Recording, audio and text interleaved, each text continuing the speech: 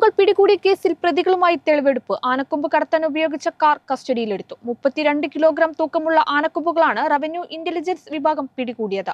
കേസിൽ Edakkara light palace ഉടമ മൂത്തേടം സ്വദേശി കബീർ ഉൾപ്പെടെ 8 പ്രതികളാണുള്ളത്.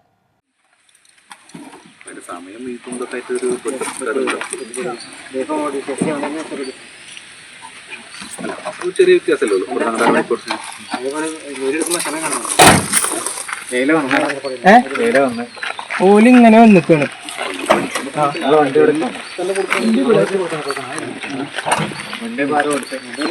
അത് ഫാദറെ ഓടിച്ചുകൊണ്ട്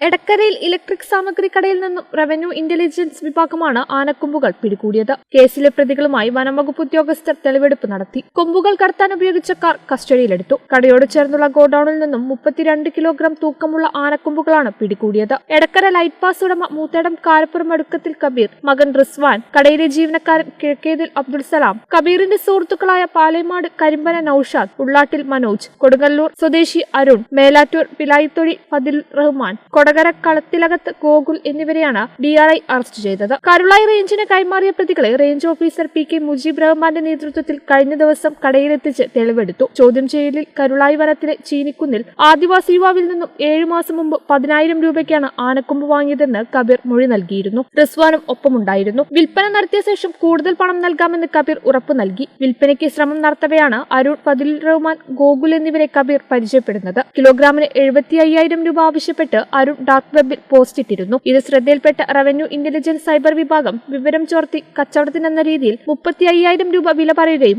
വിലപേശൽ നടത്തി വിശ്വാസം നേടിയെടുക്കുകയും തുടർന്ന് ഒരുക്കിയ കെണിയിൽ സംഘം വീഴുകയുമായിരുന്നു. സൗത്ത് DFO G ധനിക്ലാൽ കുറ്റസമ്മതമൊഴി രേഖപ്പെടുത്തി. Range officer PT Mujeeb Rahman, deputy റേഞ്ചർമാരായ AS ബിജു, G അംജിത്, AFOമാരായ രാജീവ് പാമ്പലത്ത്, ഷിഹാബ് എന്നിവരുടെ നേതൃത്വത്തിലാണ് അന്വേഷണം നടക്കുന്നത്. കബീറിന് ആനക്കൊമ്പുകൾ കൈമാറിയ ആളെ ഇതുവരെ പിടികിട്ടിയിട്ടില്ല. കോടതിയിൽ ഹാജരാക്കിയ പ്രതികളെ റിമാൻഡ് ചെയ്തു. കേരള വിഷൻ, എടക്കര.